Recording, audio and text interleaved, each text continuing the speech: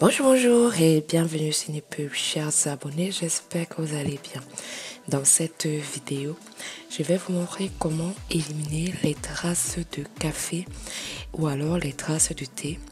Vous savez très bien que à cause du thé ou du café et surtout du café, les tasses sont souvent très tachées. Un voile disgracieux se forme dans les tasses, les thermos, les cafetières, les théières, notamment à cause du tanin. Vous savez ce que c'est que le tanin?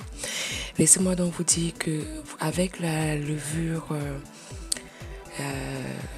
chimique, voilà, je cherchais le mot, avec la levure chimique, vous pouvez rattraper l'état de votre cafetière ou de votre tasse.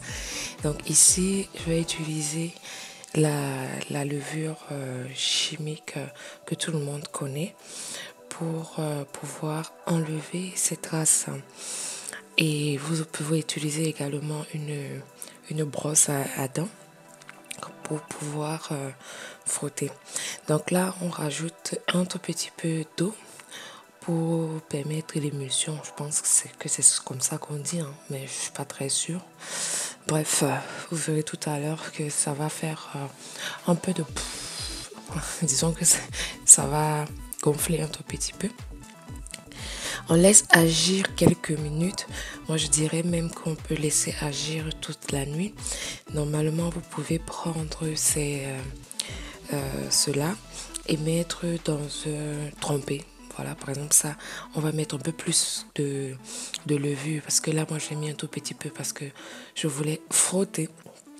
Mais si vous ne voulez pas frotter, vous devez tremper dans un récipient, votre récipient taché. J'ai dit 2 fois récipient. En fait, vous allez tremper peut-être votre tasse ou alors, comme vous voyez là, le pot de la cafetière dans un récipient avec un peu d'eau dans lequel vous allez mettre de la levure chimique. Là, moi, j'ai utilisé un demi-sachet, mais si vous trempez, il faudrait mettre un peu plus qu'un demi-sachet et laisser agir toute la nuit.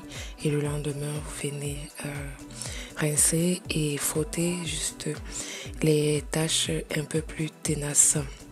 Voilà, après on finit, là moi j'ai fini, j'ai rincé. Vous pouvez voir qu'il y a une petite différence entre avant et après.